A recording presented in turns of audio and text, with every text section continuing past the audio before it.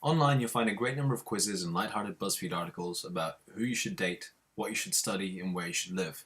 But none of these try to take a look at the real data to make an educated decision. So, where should you live? After hours of research into what the best measure of human development could be, we drew on The Spirit Level, a book by Kate Pickett and Richard Wilkinson, for inspiration. Their contention was that the single best measure of human development is income inequality, and this led to the discovery of IHDI, or Inequality Adjusted Human Development Index. This is what we based our main selection on. We asked ourselves what else we personally would base such a decision on. Climate was a popular choice, so we chose that. Another one was food, so we did that too. These were combined into the end result.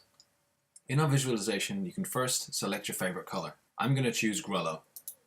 In the preferences, you can set your favorite temperatures. Personally, I don't mind it being quite high, but I don't like sub-zero temperatures, so I'm going to set this to -4. Also, I'm not a huge fan of a lot of rain, so I'm going to take this down a notch.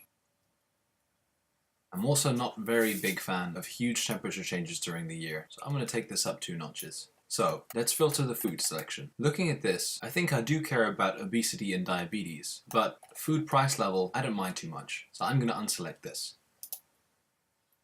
In the relative food quality chart here, I now see that France has the highest relative food quality for the countries that survived my first preference choice. So, what can you tell me about France? Here you can see everything there is to know about French cuisine. If you'd like to know more, you can click on the links. If I'd like to know more about the climate, I can select that too. If I want to compare France to any other country, I can do that with this selection here.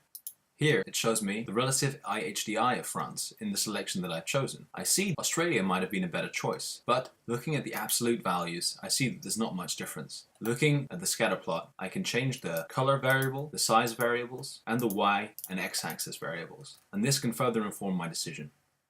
Thanks for watching this video.